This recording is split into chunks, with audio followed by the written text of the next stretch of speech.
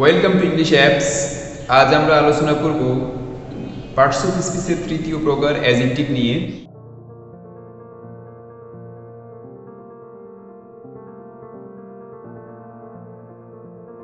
Formation of adjective অর্থাৎ অনেকগুলো suffix রয়েছে, যেই সাফিক্সগুলো দেখলে আমরা বুঝতে পারবো যে শব্দটি হচ্ছে অ্যাডজেক্টিভ। সেই সাফিক্সগুলোর মধ্যে অন্যতম হচ্ছে যেমন শব্দের শেষে সাম থাকবে, ফুল থাকবে, এআর থাকবে, ও ইউএস থাকবে, এএনটি থাকবে, আইসি থাকবে, আর Y, less, ED, TIV, IAN, able, ING. এই সাফিক্সগুলো যদি কোনো ওয়ার্ডের শেষে থাকে তাহলে সেটা হবে অ্যাডজেক্টিভ। যেমন আমরা এক্সাম্পল দিচ্ছি, সাম দিয়ে একটা এক্সাম্পল দিচ্ছি।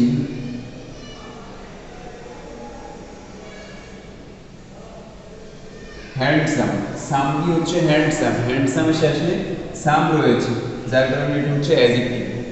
তার হচ্ছে ফুল,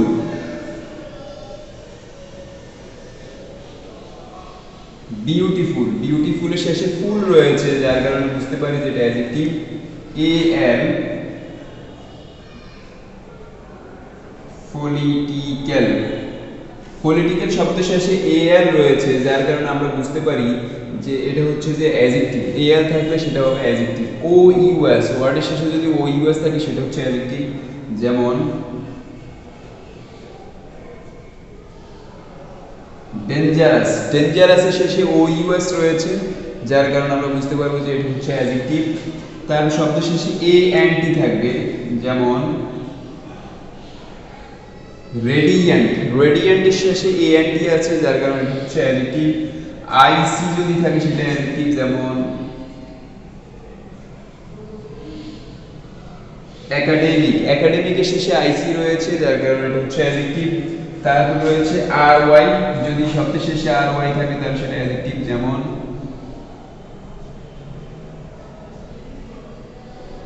ইন্ট্রোডাক্টরি, ইন্ট্রোডাক্টরি শব্দের শেষে আর ওয়াই রয়েছে, সো এটা হচ্ছে অ্যাডজেক্টিভ। তারপর হচ্ছে শব্দের শেষে যদি এল ই ডাবল এস, লেস থাকে তাহলে সেটা অ্যাডজেক্টিভ। যেমন আমি একটা এক্সাম্পল দিচ্ছি, শেমলেস, শেমলেস এল ই ডাবল এস রয়েছে সুতরাং এটা হচ্ছে অ্যাডজেক্টিভ। তারপর হচ্ছে ইডি যদি থাকে সেটা অ্যাডজেক্টিভ। যেমন ডেভেলপড, ডেভেলপডের শেষে ইডি রয়েছে সুতরাং এটা অ্যাডজেক্টিভ। টিআইভি যদি থাকে সেটা অ্যাডজেক্টিভ। যেমন এডুকেটিভ, এডুকেটিভ শব্দের শেষে টিআইভি রয়েছে সুতরাং এডুকেটিভ শব্দটি হচ্ছে অ্যাডজেক্টিভ।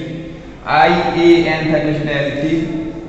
যেমন ইন্ডিয়ান, ইন্ডিয়ান শব্দের শেষে আইএএন রয়েছে সুতরাং এটা অ্যাডজেক্টিভ। তারপর হচ্ছে এবল শব্দ যদি কোনো ওয়ার্ডের শেষে থাকে সেটা হচ্ছে অ্যাডজেক্টিভ। যেমন এনজয়েবল, এনজয়েবল শব্দের শেষে এবল শব্দটি রয়েছে সুতরাং এটা হচ্ছে যে অ্যাডজেক্টিভ। তারপর হচ্ছে আইএনজি যদি থাকে কোনো ওয়ার্ডের শেষে সেটা অ্যাডজেক্টিভ। যেমন হচ্ছে আমরা এক্সাম্পল দিচ্ছি ক্রাইম, এটা সাধারণত ভার্বের শেষে থাকে। ক্রাইম, ক্রাইম বা অ্যানোয়িং হতে পারে, এটা হচ্ছে যে অ্যাডজেক্টিভ অর্থাৎ ভার্বের সাথে আইএনজি যুক্ত হয়ে অ্যাডজেক্টিভ অর্থ দেয় অনেক সময়, যেটা প্রেজেন্ট পার্টিসিপল হয়। তাহলে এই সাফিক্সগুলো যদি কোনো ওয়ার্ডের শেষে থাকে সেটা হবে অ্যাডজেক্টিভ। এই সাফিক্সগুলো দেখলে আমরা বুঝতে পারবো অ্যাডজেক্টিভ। এটা হচ্ছে ফরমেশন অফ অ্যাডজেক্টিভ। আশা করি তোমরা ফরমেশন অফ অ্যাডজেক্টিভ খুব ভালো করে বুঝতে পেরেছো। ফাংশনস অফ অ্যাডজেক্টিভ অর্থাৎ অ্যাডজেক্টিভ কোথায় কোথায় বসে সেই বিষয়গুলো নিয়ে এখন আলোচনা করব। এক নম্বর হচ্ছে নাউনের পূর্বে বসে।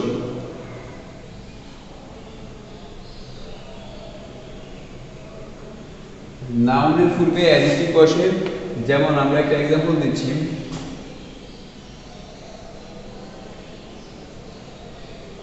Shakib is a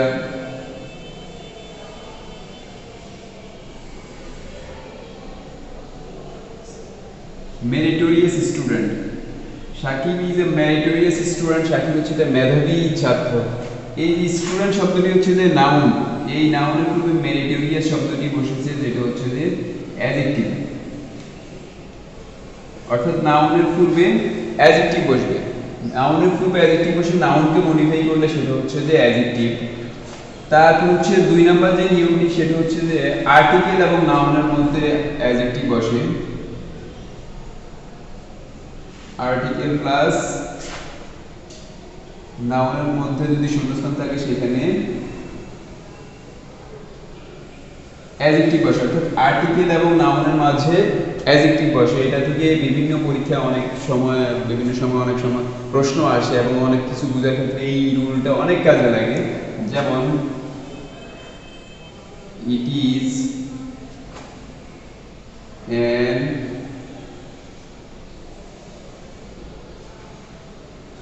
an exciting game, it is an exciting game। এখানে an শব্দটি হচ্ছে আর্টিকেল আর গেম শব্দটি হচ্ছে যে নাউন।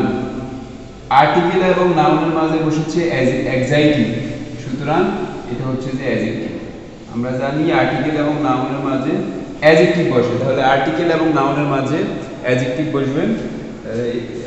এটা হচ্ছে ফাংশন অফ অ্যাডজেক্টিভের 2 নাম্বার নিয়ম।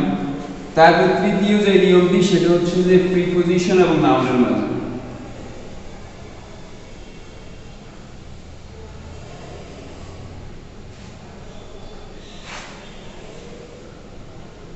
প্রিপজিশন প্লাস অ্যাডজেক্টিভ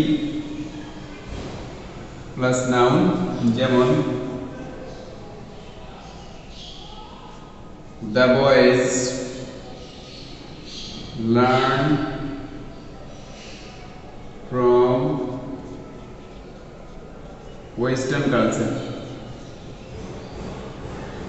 এখানে from হচ্ছে যে প্রিপজিশন আর কালচার হচ্ছে যে নাউন। এই from প্রিপজিশন কালচার হচ্ছে নাউন। প্রিপজিশন এবং নাউনের মাঝে একটা শব্দ বসেছে, সেটা হচ্ছে অ্যাডজেক্টিভ। প্রিপজিশন এবং নাউনের মাঝে অ্যাডজেক্টিভ বসে, এটা হচ্ছে ফাংশন অফ অ্যাডজেক্টিভের 3 নাম্বার নিয়ম। তারপর হচ্ছে চতুর্থ যে নিয়মটি সেটা হচ্ছে আমরা প্রথমে আলোচনা করেছি অ্যাডজেক্টিভকে কেমন দ্বারা নাউনকে যদি কেমন দ্বারা প্রশ্ন করা হয় তাহলে যে উত্তর আসে সেটা অ্যাডজেক্টিভ। যেমন he is a talented student, সেটা মেধাবী ছাত্র। কেমন ছাত্র? ট্যালেন্টেড স্টুডেন্ট বা মেধাবী ছাত্র। এই যে স্টুডেন্ট নাউনকে আমরা প্রশ্ন করেছি কেমন দ্বারা, তখন উত্তর এসেছে ট্যালেন্টেড, সুতরাং ট্যালেন্টেড হচ্ছে যে অ্যাডজেক্টিভ। এই হচ্ছে যে ফাংশন অফ অ্যাডজেক্টিভের আলোচনা। তো আমরা এতক্ষণ পর্যন্ত অ্যাডজেক্টিভের বিভিন্ন বিষয় নিয়ে আলোচনা করেছি। আমাদের ক্লাস যদি তোমাদের কাছে ভালো লাগে অবশ্যই যারা সাবস্ক্রাইব করো নাই, নতুন রয়েছে ইংলিশ অ্যাপ চ্যানেলকে সাবস্ক্রাইব করবে, বেল আইকনে ক্লিক করে রাখবে যাতে করে পরবর্তী ভিডিও আপডেট পেতে পারো, এবং বেশি বেশি করে লাইক কমেন্ট শেয়ার করবে। Thank you very much.